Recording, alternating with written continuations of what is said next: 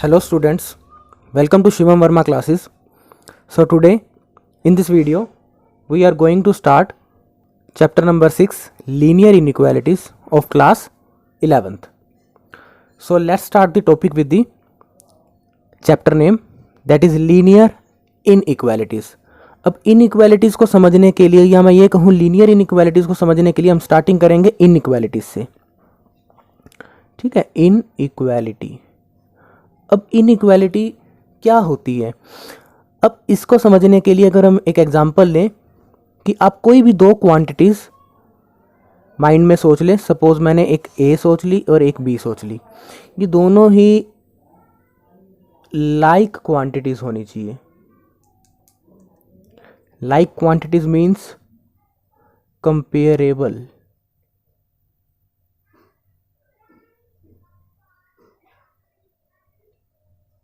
Comparable quantities, ठीक है, जिनको कंपेयर किया जा सके. ये दोनों ही कोई नंबर हो सकते हैं, वेट हो सकते हैं, लेंथ हो सकती हैं, एरिया हो सकती है. मतलब अगर ए एरिया की वैल्यू है तो बी भी एरिया की ही वैल्यू होगी. दैट मीन्स ये कंपेरेबल होंगे. ऐसा नहीं हो सकता कि ए लेंथ है और बी कोई एरिया की क्वांटिटी है. इस केस में दोनों ही जो क्वांटिटीज़ हैं वो अनलाइक हैं. ठीक है, दैट मीन्स कंपेरेबल नहीं है. मैं लेंथ को एरिया से कंपेयर नहीं कर सकता. सो यहाँ पर मैंने ए और बी लाइक क्वांटिटीज़ एज्यूम की है. अब देखिए ए और बी में किस तरह का रिलेशन हो सकता है. हो सकता है कि ए बी के इक्वल हो. ठीक है, हो सकता है कि ए लेस देन बी हो, और हो सकता है ए ग्रेटर देन बी हो. ठीक है, यही तीन केसेस यहाँ पर बस बनेंगे. A is equals to B, A is smaller than B, या मैं ये कहूँ कि A is less than B and A is greater than B. इसके अलावा यहाँ पर कोई और केस नहीं हो सकता इन दोनों क्वांटिटीज़ में, क्योंकि दोनों ही क्वांटिटीज़ कैसी है, कंपेरेबल है. हम यहाँ पर कंपेयर कर पा रहे हैं. अब देखिए यहाँ पर मैंने इज इक्वल टू का साइन यूज़ किया है. दोनों क्वांटिटीज़ इक्वल होंगी. सपोज अगर ये 5 सेंटीमीटर लेंथ है तो ये भी 5 सेंटीमीटर लेंथ होगी. तो इसे हम कहते हैं, जहाँ पर इज इक्वल टू का साइन आता है, इस कंडीशन में हम कहते हैं ये इक्वालिटी है. ठीक है, आपने पहले पढ़ा ही हुआ है कि इज इक्वल्स टू साइन आने पर इक्वालिटी बन जाती है. ठीक है, जिसे हम इक्वेशन भी कह देते थे. इक्वेशन जिसमें एक LHS होती है, एक RHS होती है. ठीक है, और दोनों कैसी होती है, इक्वल के साइन के थ्रू कनेक्ट होती है. तो इसे हम इक्वालिटी कहेंगे. बट हमारा चैप्टर क्या है, इनइक्वालिटीज. अब यहाँ पर इज इक्वल टू नहीं आया. A is less than B, A is greater than B. इन केसेस को कहते हैं हम इनइक्वालिटी. ठीक है, जहाँ पर ये दोनों कंडीशंस, दोनों क्वांटिटीज़ इक्वल ना होकर कंपेरेबल हैं, कि या तो ए छोटा होगा बी से या ए बड़ा होगा बी से. इक्वल डायरेक्ट नहीं एंटर कर रहा है यहाँ पर. इन्हें हम कहते हैं इनइक्वालिटी. अब हम इसको और थोड़ी डिटेल में समझेंगे इनइक्वालिटी को. कि देखिए एक एग्जांपल ले रहा हूँ कि A is less than B, A B से छोटा है. अब मैं यहाँ पर कहता हूँ कि जनरली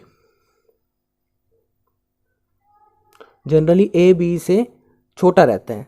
ठीक है, but if in any case, कभी कभी किसी पर्टिकुलर केस में ए बी के इक्वल भी हो सकता है. क्या कह रहा हूँ, जनरली ए लेस रहता है बी से, बट किसी पर्टिकुलर केस में कभी कभी ए बी के इक्वल भी हो जाता है. देखो यहाँ पर ये इनइक्वालिटी है, ये इक्वालिटी है. सो यहाँ पर ए लेस देन बी है और यहाँ पर ए इक्वल्स टू बी है. अगर मैं इन दोनों ही कंडीशंस को किसी एक पर्टिकुलर ऑपरेटर से, किसी एक पर्टिकुलर सिंबल से रिप्रेजेंट करना चाहूँ तो इसको मैं कैसे लिख सकता हूँ. ए, देखिए ये लेस का साइन है तो ये लेस का साइन आ गया, इज इक्वल टू से ये साइन आ गया. ठीक है, A less than equals to B. इन दोनों ही कंडीशंस को कनेक्ट करके मिलाकर मैंने A smaller equals to B, या इसको A less than equals to B कैसे पढ़ेंगे, इसे रीड कैसे करेंगे, A less than equals to B. इस तरह से हम इसको स्टडी करेंगे। नेक्स्ट, हो सकता है कि ए ग्रेटर देन बी हो generally, but if in any case कभी कभी ए बी के इक्वल भी होता है। इस केस में अगर हम इस इनइक्वालिटी को और इस इक्वालिटी को ज्वाइन करूं तो यहाँ पर क्या मिलेगा, ए ग्रेटर इक्वल्स टू बी। ये साइन ग्रेटर बता रहा है ए को और ये साइन इक्वल बता रहा है। ठीक है, तो इसे हम क्या स्टडी करेंगे, ए ग्रेटर इक्वल्स टू बी। अब देखिए यहाँ पर ये भी इनइक्वालिटीज थी और इनकी डिटेल में हमें दो इनइक्वालिटीज और मिल गई। ठीक है, इज इक्वल टू के साइन के साथ। अब देखिए हमने कितनी इनइक्वालिटी स्टडी की, एक तो हमने स्टडी की ए लेस देन बी, एक हमने स्टडी की ए ग्रेटर देन बी, एक हमने स्टडी की A less than equals to B और एक हमने की A greater equals to B. So ये 4 इनइक्वालिटीज ही हमें स्टडी करनी है इस चैप्टर में। अब यहाँ पर मैं आपको क्लियर कर देता हूँ कि जो ए लेस देन बी और ए ग्रेटर देन बी, ये दो इनइक्वालिटीज हैं, इन्हें हम क्या कहते हैं, स्ट्रिक्ट इनइक्वालिटीज। ठीक है, इन्हें हम क्या कहते हैं, strict inequalities.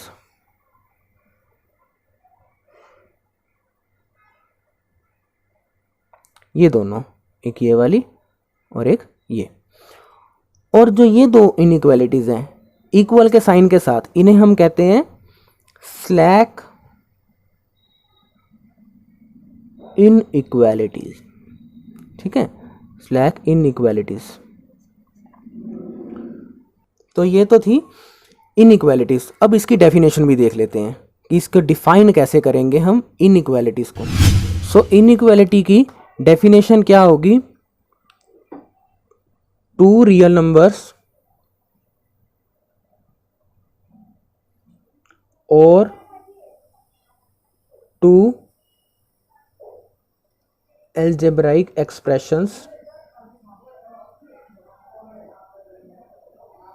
related with the symbol या by the symbol कह दें, by the symbols less than, greater than, less than equals to, greater than equals to, from an inequality। ठीक है, ये डेफिनेशन होगी कि कोई दो रियल नंबर्स या कोई दो एल्जेब्रिक एक्सप्रेशंस जो रिलेट किए गए हों किन सिंबल से, less than, greater than, less than equals to और ग्रेटर देन इक्वल्स टू। इन सिंबल से अगर मैं कोई एक्सप्रेशन लिखूं या कोई दो रियल नंबर लिखूं तो उसे हम क्या कहेंगे, इनइक्वालिटी। फॉर एग्जांपल जैसे मैंने लिखा x ग्रेटर देन 5। देखिए यहाँ पर एक ये नंबर ले लिया और यहाँ पर मैंने एक वेरिएबल ले लिया, x greater than 5। It means x 5 से बड़ा है, x 5 से बड़ा है, दैट मीन्स x क्या हो सकता है, 6 हो सकता है, 7 हो सकता है, 8 हो सकता है, 9 हो सकता है एंड सो ऑन। अगर मैं यहां पर देखिए ये पर्टिकुलर केस ले रहा हूं नेचुरल नंबर्स का,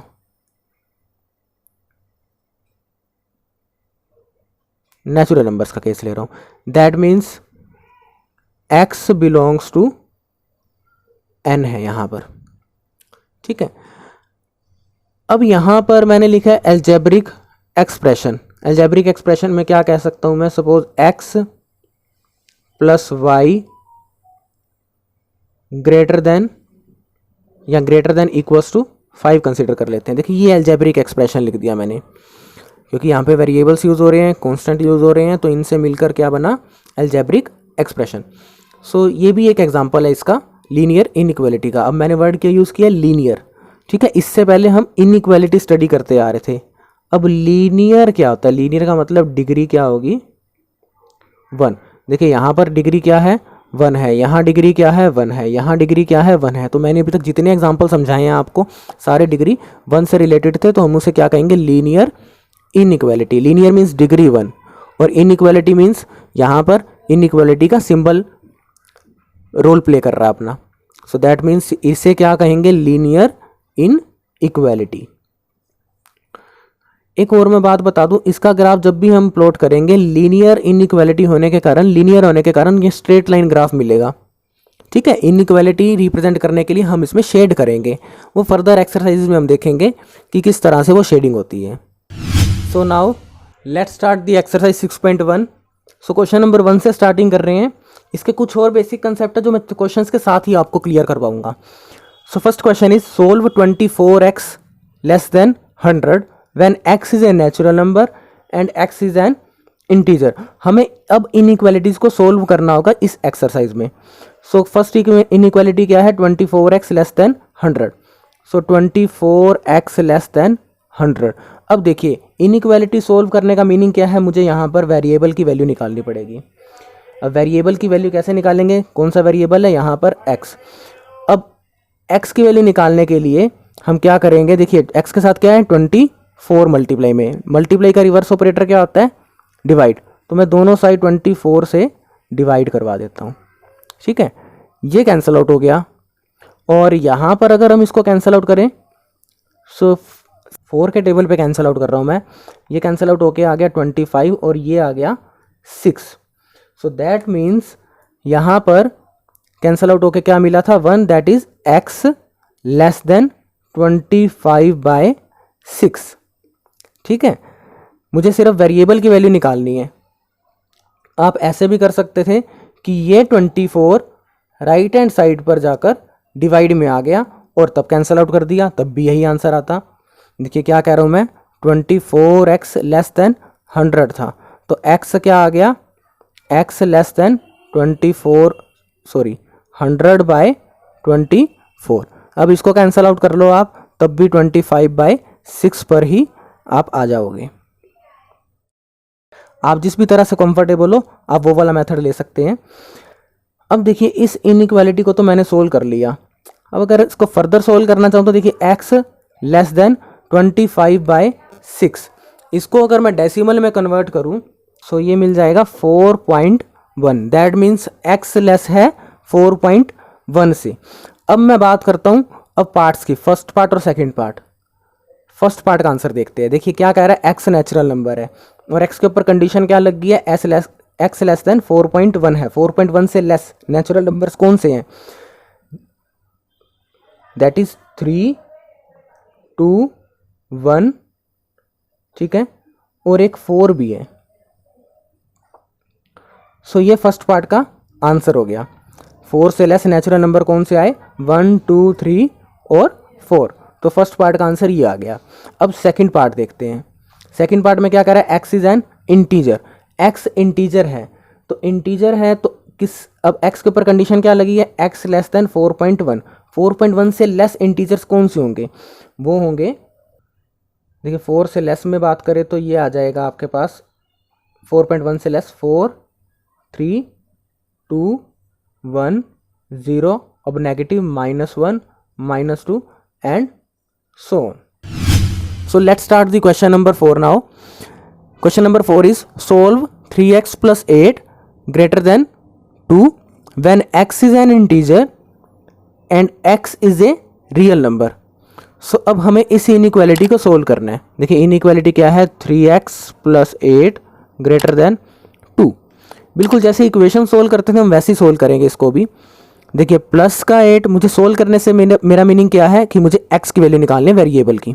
सो प्लस का 8 राइट साइड पे मूव करेगा तो क्या हो जाएगा, माइनस। तो ये आ गया 3x ग्रेटर देन 2 माइनस 8। सो ये क्या मिल गया हमें अब, 3x ग्रेटर देन -6। अब देखिए x के साथ क्या मल्टीप्लाई में है, 3, राइट साइड पर आएगा तो डिवाइड में आ गया। सो x इज ग्रेटर देन -6/3, ये कैंसिल आउट होके आ गया 2। दैट मीन्स यहाँ पर हमें क्या सोल्यूशन मिल रहा है, x is greater then -2। x -2 से ग्रेटर है। अब फर्स्ट पार्ट देखते हैं, x -2 से ग्रेटर है और x क्या है, इंटीजर। अब इंटीजर्स में -2 से बड़े इंटीजर कौन से होंगे, ठीक है, -2 से बड़े इंटीजर -1 0 1 2 3 एंड सो ऑन। और सेकंड पार्ट क्या है, x is a real number, x कोई रियल नंबर है और x के ऊपर कंडीशन क्या है, x ग्रेटर देन -2 है। -2 से ग्रेटर रियल नंबर्स कौन से होंगे, इंटरवल की फॉर्म में लिखूं मैं तो इसका आंसर आ जाएगा when x is real the solution of 3x + 8 greater than 2 is, क्या हो जाएगा, देखिए रियल नंबर है और x ग्रेटर देन -2 है तो इसको इंटरवल की फॉर्म में लिखूंगा, -2 से बड़े number, that is -1 -1.2 -1.3 and so on. तो इसको इंटरवल की फॉर्म में लिखेंगे हम इसको -2 टू इन्फिनिटी। देखिए ये आ गया ओपन ब्रैकेट, और क्योंकि यहाँ पर x ग्रेटर देन -2 है, -2 इंक्लूड नहीं है तो यहाँ भी ओपन इंटरवल ही आएगा, तो ये क्या बन गया, -2 to infinity. Now let's discuss the question number 10, that is x/3 greater than x/2 + 1। अब हमें इसे सोल्व करना है। देखिए x/2 को मैं लेफ्ट साइड पे मूव करूंगा तो प्लस का x/2 इधर आकर माइनस हो जाएगा, that is x/3 - x/2 greater than 1, ठीक है। अब यहाँ पर इसका एलसीएम लेते हैं तो ये आ गया एलसीएम 6 और 6 divided by 3 2x 6 divided by 2 3, so -3x greater than 1, that is -x/6 greater than 1। अब देखिए यहाँ पर मुझे x की वैल्यू निकालनी है और पॉजिटिव x की वैल्यू निकालनी है, लेकिन यहाँ पर क्या है, -x/6। मैं इसको ऐसे कर सकता हूँ, x/-6, -6 इधर आकर मल्टीप्लाई होगा तो यहाँ रह जाएगा x और इधर बन जाएगा -6 × 1 -6। अब देखिए जब भी माइनस डिवाइड से मल्टीप्लाई में मूव करता है, साइड चेंज करता है डिवाइड मल्टीप्लाई के थ्रू, तो वहाँ पर ये साइन रिवर्स हो जाता है। सो यहाँ पर अभी ये ग्रेटर का था, अब ये लेस देन का हो जाएगा। सो x इज लेस देन -6। क्या कह रहा हूँ मैं कि x/-6 ग्रेटर देन 1 है। अब यहाँ पर डिवाइड में नेगेटिव नंबर है, जब वो अपनी साइड चेंज करेगा ऐसे आएगा 1 × -6, तो इस केस में ये वाला साइन रिवर्स हो जाएगा क्योंकि इस साइड से माइनस हट चुका है और इधर आ गया। आप एक साइड से माइनस रिमूव होगा और दूसरी साइड पर आएगा या दूसरी साइड पर साइन चेंज करवाएगा तो वहां पर साइन चेंज करने होंगे, तो x इज लेस देन -6, ये हमारा आंसर आ गया। अब देखिए इसको इंटरवल्स की फॉर्म में लिखें तो कैसे लिखेंगे, सॉल्यूशन क्या हो जाएगा इसका, x -6 से लेस है, -6 से लेस है तो ये क्या हो सकता है, -7 -8 -9, क्या कह रहा हूँ मैं, -6 से लेस, तो -5 -7 हो सकता है, -8 हो सकता है, -9 अप टू -इन्फिनिटी। सो ये आ गया -इन्फिनिटी, ये ओपन इंटरवल हो गया यहाँ से। अब देखिए x लेस देन -6 है, लेस देन -6 है तो ये क्या आ जाएगा यहाँ पर -6 और ये ओपन इंटरवल आ गया, ठीक है, ये इसका सॉल्यूशन है।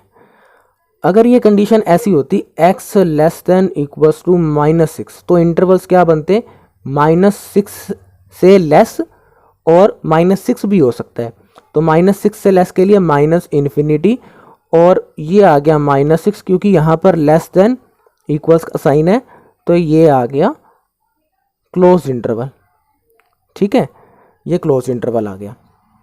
सो इसका ये सॉल्यूशन हो गया। अगर मैं इसको नंबर लाइन पर रिप्रेजेंट करूं इस सॉल्यूशन को तो कैसे रिप्रेजेंट कर सकते हैं हम, ये होगी नंबर लाइन, ठीक है, ये +इन्फिनिटी, ये -इन्फिनिटी, ये यहाँ पर 0 हो गया और ये 6 हो गया बीच में। ठीक है, अब मेरे आंसर क्या है, x लेस देन -6। अब लेस देन -6 है, -6 से लेस, सो ये मैं इधर मूव करूँगा इस तरह से। ठीक है, क्योंकि लेस का साइन है, इक्वल का साइन नहीं है, तो यहाँ पर ये सर्कल होगा। अगर मैं इस इंटरवल की बात करूं, इसको रिप्रेजेंट करना हो मुझे नंबर लाइन पे, तो इस केस में क्या होगा, ये -∞, ये +∞, ये आ गया 0, ये आ गया -6। देखिए x -6 से लेस देन और इक्वल है, लेस देन के लिए ये शेड कर दिया मैंने,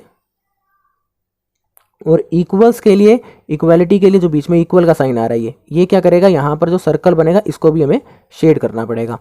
मीन्स अगर इस टाइप की इनइक्वालिटी आती है इज इक्वल टू के साथ, तो यहाँ पर शेड करना पड़ता है, और अगर इस टाइप की इनइक्वालिटी आती है तो यहाँ पर बस सर्कल लगता है, उसके बाद शेडिंग स्टार्ट होती है।